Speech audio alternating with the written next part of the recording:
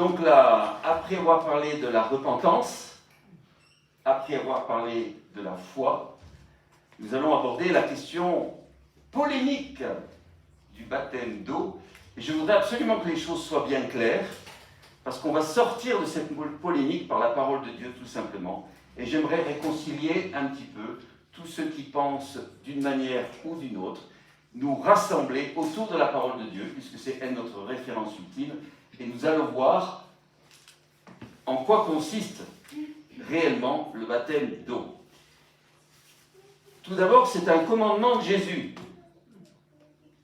Dans Matthieu chapitre 28, Jésus nous dit « Allez et faites de toutes les nations des disciples », et non pas faites des disciples dans toutes les nations, faites de toutes les nations des disciples.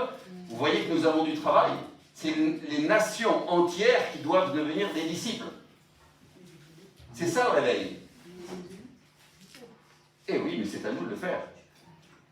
Hein? C'est à nous que Jésus a confié l'autorité et la mission de faire des nations des disciples. En quoi? En buvant un coup à la table du bistrot? Non. En les baptisant au nom du Père, du Fils et du Saint-Esprit, et en leur apprenant à garder tout ce que je vous ai prescrit. Jésus a donc ordonné le baptême, non pas comme une option, mais comme une nécessité pour tous ceux qui le suivaient.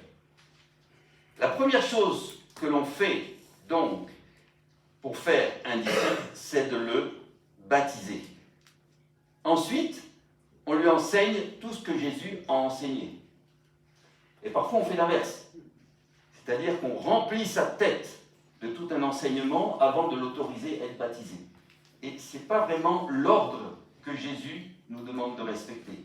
On baptise, bien sûr en connaissance de cause, hein, mais c'est ensuite que le disciple est apte à recevoir l'enseignement. Le mot français baptême vient du grec baptisein, qui est toujours utilisé, comme vous l'entendez couramment à la radio, en langue grecque. Non, vous l'avez peut-être jamais entendu. Mais il est toujours, si vous écoutez une radio grecque, locale, mais de Grèce, c'est un mot qui est couramment utilisé dans les journaux aussi. Il y a eu à un moment donné un bateau qui a coulé dans une mer sur les côtes de la Grèce. Et les journaux titraient en langue grecque, donc je ne pourrais pas vous dire en grec, je vais vous dire en français, bateau baptisé, bateau coulé. Et le verbe grec baptisein signifie tremper, plonger, faire couler, submerger, détremper. Dans le grec ancien, ce mot est utilisé de 3 façons différentes. Premièrement, quand un bateau coulait, on disait que le bateau était baptisé. Pour un tissu qu'on trempait dans une teinture, on baptisait l'étoffe. Et pour un gobelet plongé dans un liquide, on baptisait le gobelet.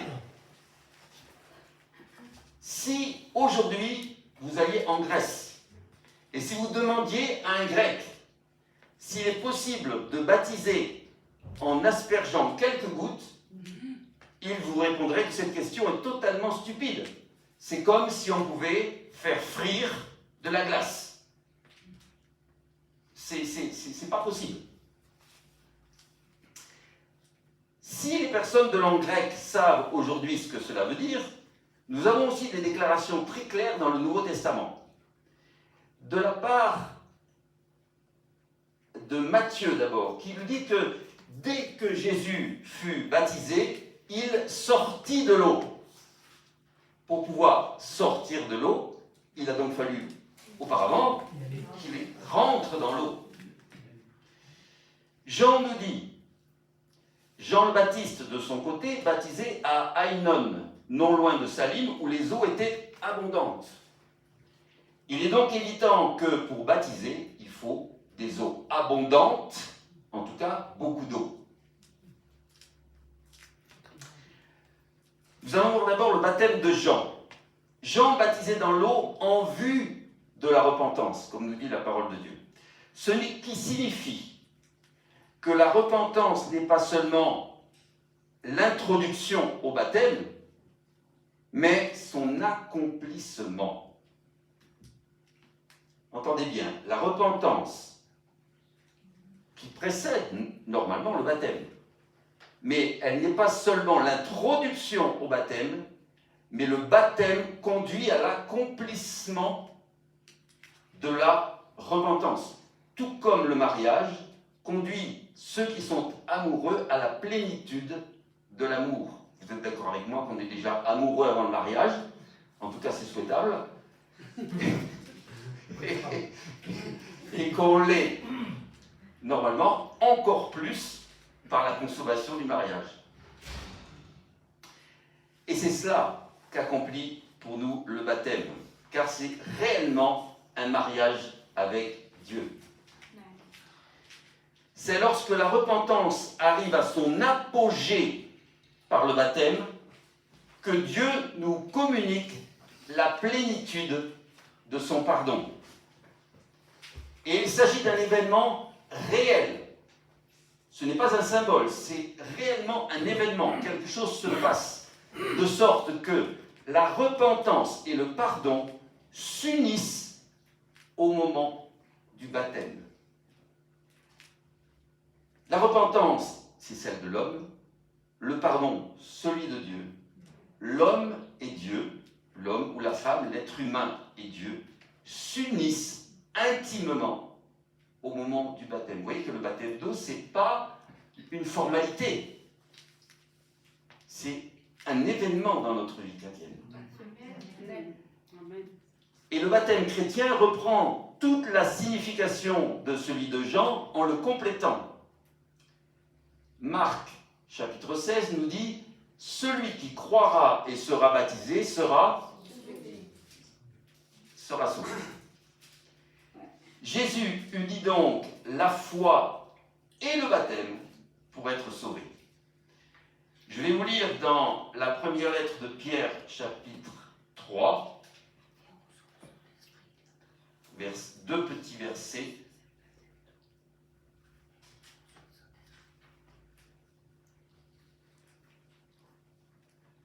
Voilà. Les versets 20 et 21. À l'époque de Noé, pendant la construction de l'arche, un petit nombre de personnes, à savoir 8, sont entrées dans ce bateau et ont été sauvées à travers l'eau. C'était une préfiguration. Une préfiguration, c'est un événement qui annonce un événement qui arrivera après. C'est une préfiguration. Nous aussi maintenant, nous sommes sauvés par le baptême qui ne consiste pas dans la purification d'une impureté physique. On ne se fait pas baptiser pour prendre un bain. Normalement, on a pris une douche avant le baptême. Donc ce n'est pas quelque chose de physique, mais l'engagement d'une bonne conscience envers Dieu. C'est Pierre, l'apôtre Pierre, qui nous le dit. Il sauve à travers la résurrection de Jésus-Christ. Et nous allons voir plus en détail ce que cela signifie. Autrement dit, le baptême, lorsqu'il est accompli correctement, est donc un acte qui nous lave intérieurement. Lorsque l'extérieur d'une personne est plongé dans l'eau, c'est son être intérieur qui en ressort purifié. La lettre aux Hébreux, chapitre 10, nous dit « Approchons-nous donc d'un cœur sincère, avec une foi pleine et entière, le cœur purifié d'une mauvaise conscience et le corps lavé d'une eau pur. Tous ces textes font du baptême beaucoup plus qu'un symbole. Il s'agit d'un événement spirituel. Quelque chose se passe, quelque chose que Dieu lui-même accomplit à ce moment-là, quand nous nous offrons au baptême. Dieu accomplit dans notre vie quelque chose d'inimaginable. Et nous allons le détailler. C'est Paul maintenant, l'apôtre Paul, qui va nous parler dans la lettre aux Romains chapitre 6, versets 3 à 11. Je vais vous les lire, mais vraiment je vous invite à... On va entrer un petit peu en profondeur, c'est très très riche. À reprendre ces versets, Romains 6, versets 3 à 11, à tête reposée. Je vous le lis dans la version second 21. Ignorez-vous que nous tous qui avons été baptisés en Jésus-Christ, c'est dans sa mort que nous avons été baptisés? Par le baptême dans sa mort, nous avons donc été ensevelis avec lui, afin que, comme Christ est ressuscité par la gloire du Père, de même nous aussi, nous menions une vie nouvelle. Amen. En effet, si nous avons été unis à lui, vous voyez comme c'est important, ce thème de l'union, par une mort semblable à la sienne, nous le serons aussi par une résurrection semblable à la sienne. Nous savons que notre vieil homme a été crucifié avec lui, afin que le corps du péché soit réduit à l'impuissance, et qu'ainsi nous ne soyons plus esclaves du péché. En effet, celui qui est mort est libéré du péché, par définition. Or, si nous sommes morts avec Christ, nous croyons que nous vivrons aussi avec lui. Car nous savons que Christ ressuscité ne meurt plus. La mort n'a plus de pouvoir sur lui. Christ est mort, et c'est pour le péché qu'il est mort une fois pour toutes. Et je dirais une fois pour tous aussi. Donc une fois pour toutes et une fois pour tous. Maintenant qu'il est vivant, c'est pour Dieu qu'il vit. De la même manière, vous aussi, considérez-vous comme morts pour le péché et vivants pour Dieu en Jésus-Christ. Amen. Et je voudrais, après la fin de ce passage de l'apôtre Paul, tordre le cou à une idée reçue qu'on entend malheureusement parfois dans les églises, et que l'on présente comme un acte d'humilité, cette petite phrase « Oh, mais je ne suis qu'un pauvre pécheur pardonné. » Non. Nous étions pécheurs, et une fois que nous sommes pardonnés, nous ne sommes plus pécheurs. Nous sommes devenus des saints. Être saint, ça ne veut pas dire être parfait. La définition biblique de la sainteté, c'est appartenir à Dieu. C'est-à-dire que Dieu nous prend avec lui, nous le choisissons par le baptême, et Dieu nous prend avec lui, il nous emmène avec lui, il nous donne sa sainteté à lui. Hein? Ce n'est pas par nos mérites que nous devenons saints, c'est par les mérites de Jésus-Christ qui a payé pour nous sur la croix et nous a rachetés par son sang. Le terme racheté dans la Bible est extrêmement important. C'est ce qui se passait pour les esclaves à l'époque. Nous étions esclaves du péché. Jésus nous a libérés par son sang et nous a rachetés pour Dieu. Nous n'appartenons plus à Satan, nous appartenons à Jésus-Christ. Amen. Et ça, c'est extrêmement important. Notre identité a changé. L'ancien ou l'ancienne personne est morte, a été ensevelie dans les eaux du baptême, et nous en sortons une nouvelle personne intérieurement.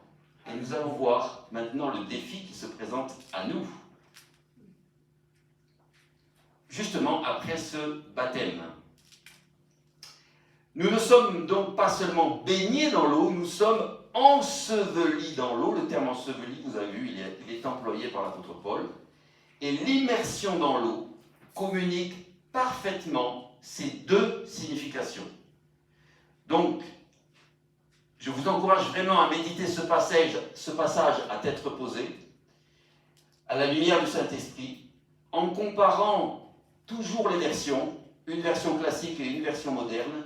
Et je vous conseille véritablement une Bible qui est très riche et qui est en accès libre sur Internet. C'est la Bible annotée de Neuchâtel. La Bible annotée, qui, comme son nom l'indique, a beaucoup de notes et vous trouverez beaucoup d'explications sur ce passage. Aujourd'hui, je vais juste prendre un tout petit verset. Le verset 6 et même la fin du verset 6, parce que là aussi, il peut y avoir une interprétation tordue et on ne va pas laisser la chance au diable de nous tordre la parole de Dieu. C'est son sport favori depuis le jardin de la Genèse, mais pas aujourd'hui. Alors, ce verset en version classique se dit de la manière suivante: afin que le corps du péché soit détruit. Dans la version second 1910, il est traduit ainsi, et dans les versions classiques aussi. C'est littéralement le grec, afin que le corps du péché soit détruit. Qu'est-ce que ça veut dire, le corps du péché? Est-ce que c'est notre corps, body? C'est symbolique, la racine. Notre chair. Oui, c'est pas le corps, notre corps physique. L'expression le corps de péché ne désigne pas le corps lui-même, mais l'être humain tout entier, parce qu'en péchant, nous donnons corps au péché. Quand nous pratiquons le péché, nous lui donnons une existence, nous le matérialisons. Il ne s'agit donc pas du corps considéré comme distinct de notre âme, mais de l'homme et de la femme tout entier, agissant dans et par notre corps. Il faut donc prendre le mot corps au sens figuré et les expressions vieil homme ou vieille femme et corps de péché sont équivalentes. Le corps du péché, c'est le vieil homme. Donc, il y a d'autres traductions, cet être de péché, notre nature pécheresse, ou, comme le disait Ludo, notre chair au sens spirituel du terme. La phrase continue en disant « soit détruit ».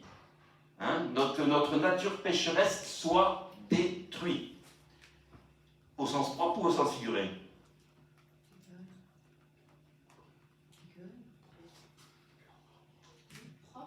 Au sens propre.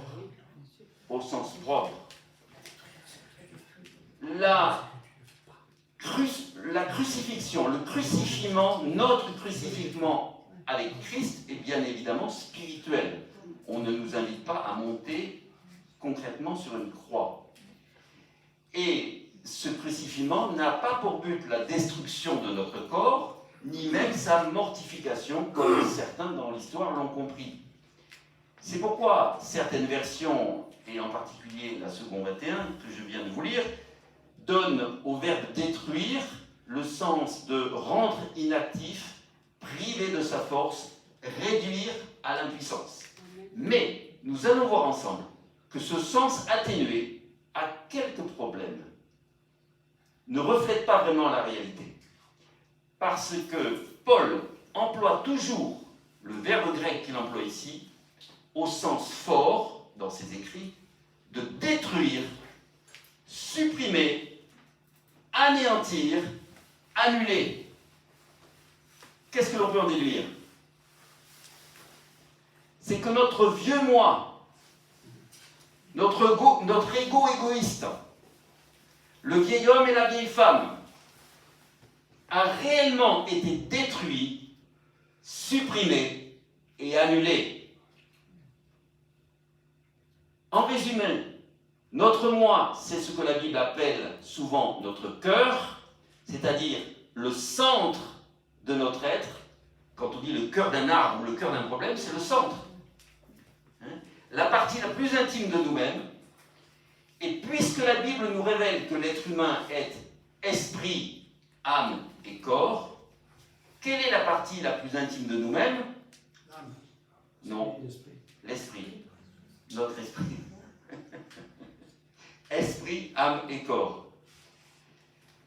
C'est par notre esprit que nous entrons en relation et en communion avec Dieu.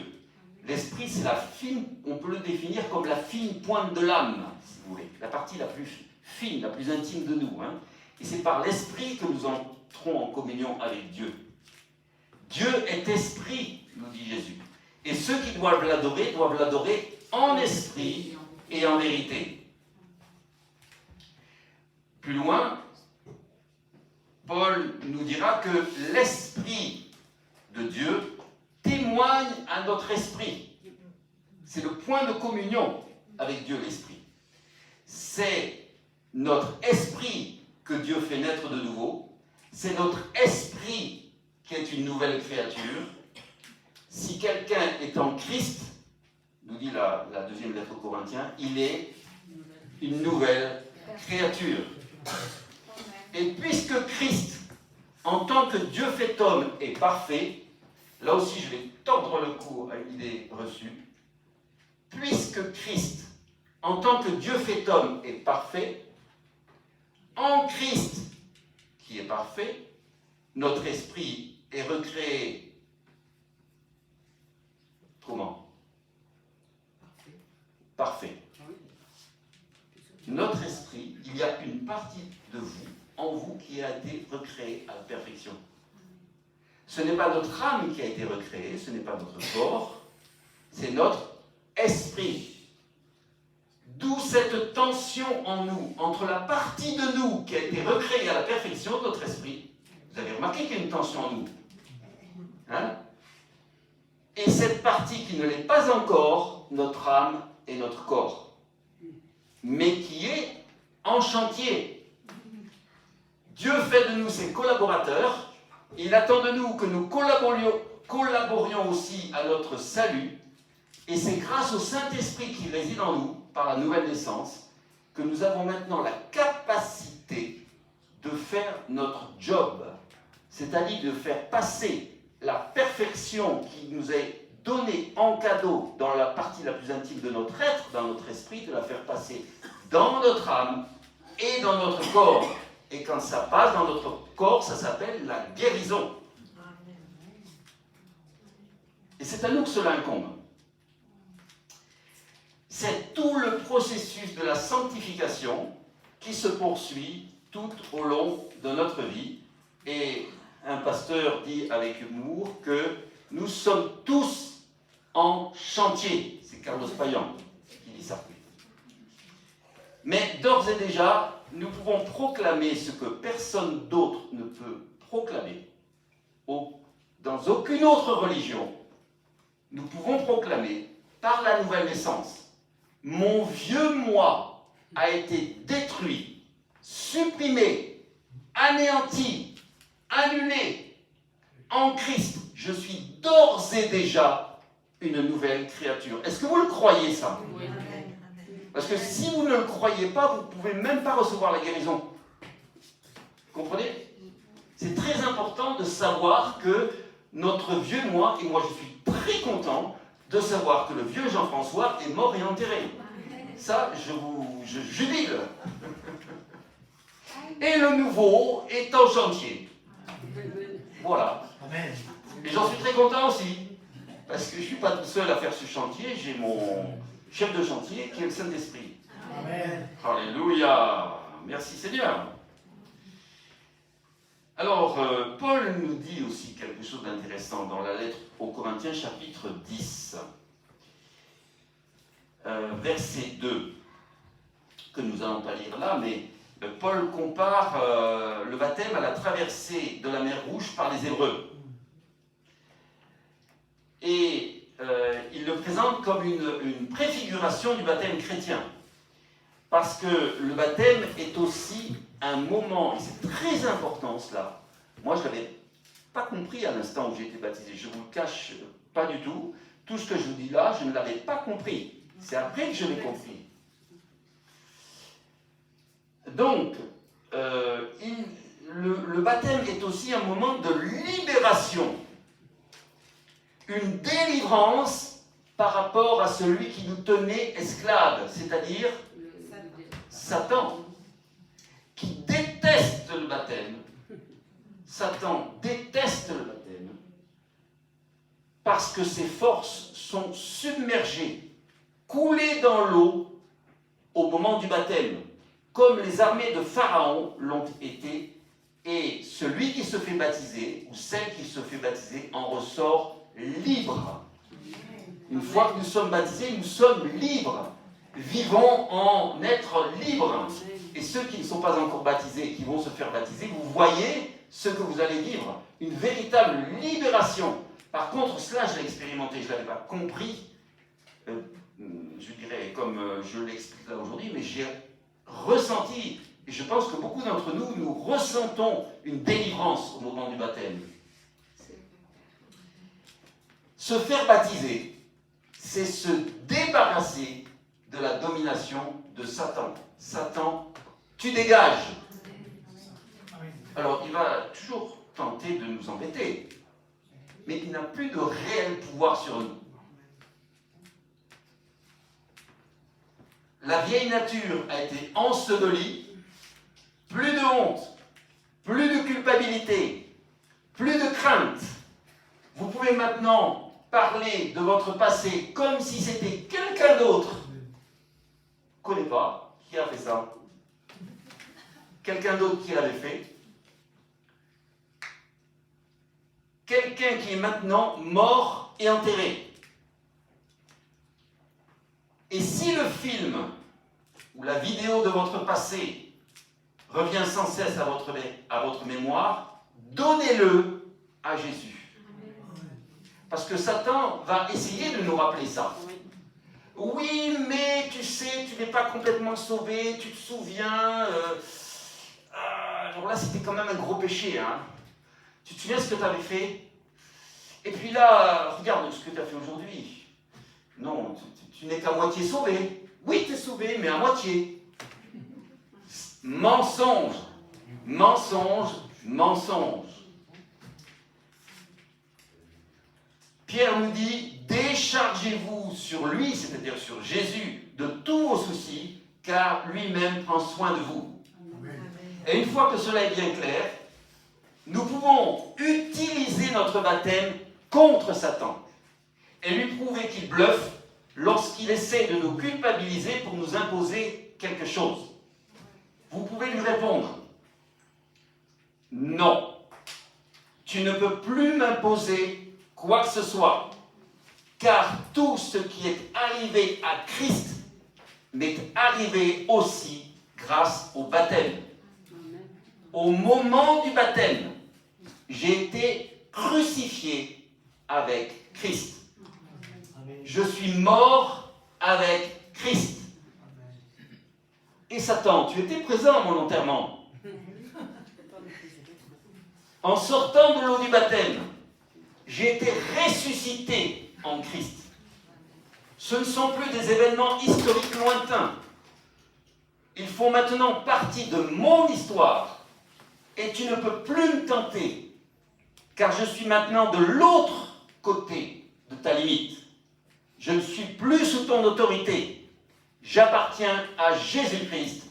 Un point, c'est tout. Amen. Dans le nom de Jésus, arrière de moi, Satan. Amen. Vous voyez à quel point le baptême est important?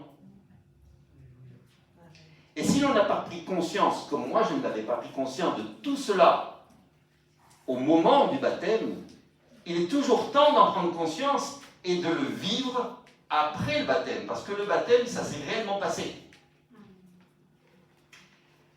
En réalité, c'est uniquement lorsqu'il y a repentir et foi en Jésus-Christ que le baptême accomplit tout cela.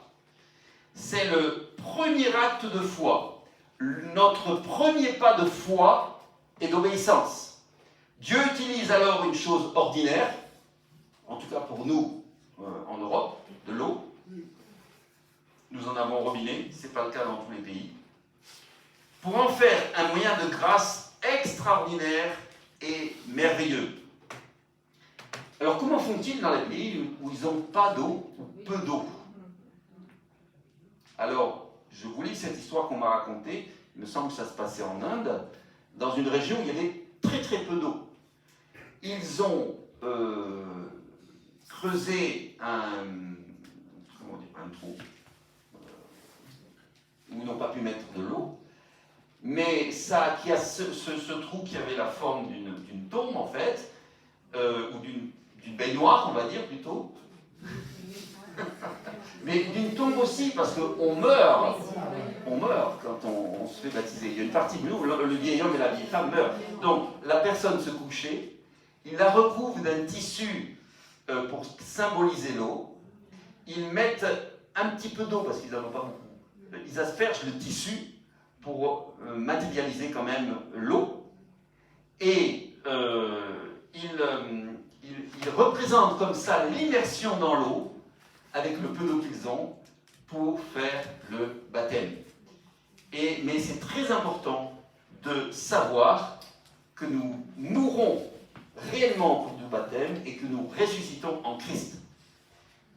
Lorsque nous faisons un disciple de Jésus, assurons-nous donc que la première chose que nous faisons soit de le baptiser.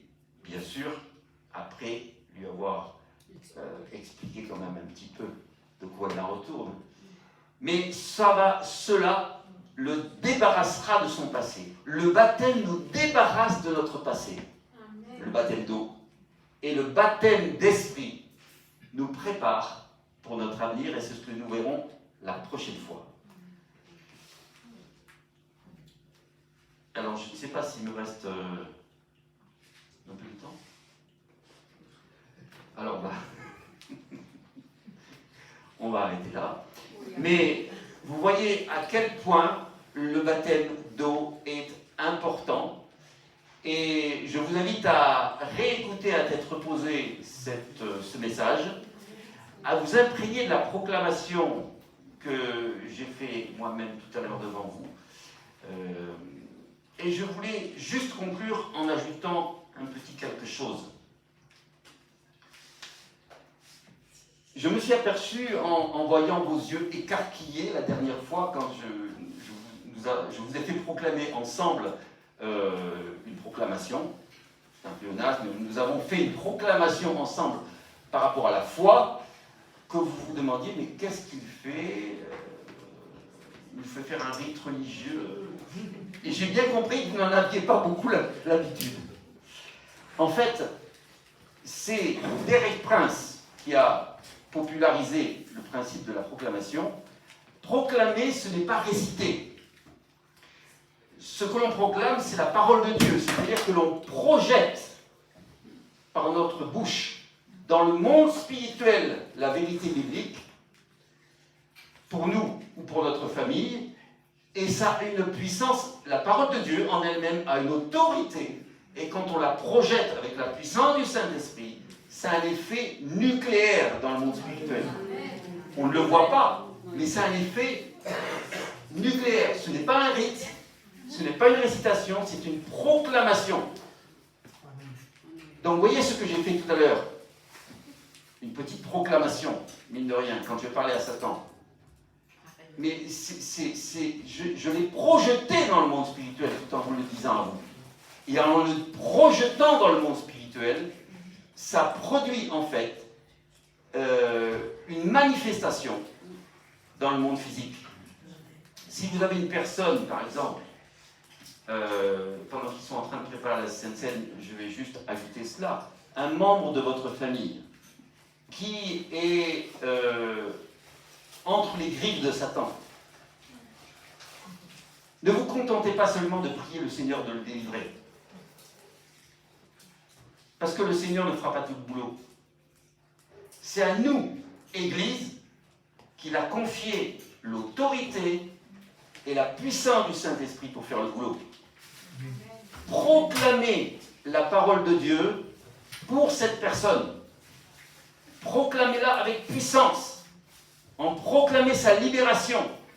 Proclamer un texte biblique pour cette personne, chaque jour, quotidiennement.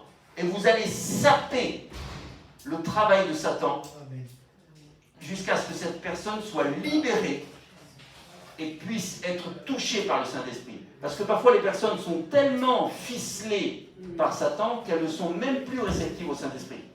Donc nous avons un travail à faire, et dans notre famille c'est de notre responsabilité parce que c'est notre sphère d'autorité. Donc même si la personne n'est pas convertie, proclamons pour nos bien-aimés la parole de Dieu, des proclamations de délivrance, proclamons, ordonnons aux esprits de lâcher nos bien-aimés. Ils n'ont aucun droit sur eux parce que c'est notre sphère d'autorité et que nous déclarons que notre famille, même non convertie, appartient d'ores et déjà à Jésus-Christ et chasser Satan de notre territoire familial où il n'a aucun droit. Ça, c'est de la proclamation. Amen.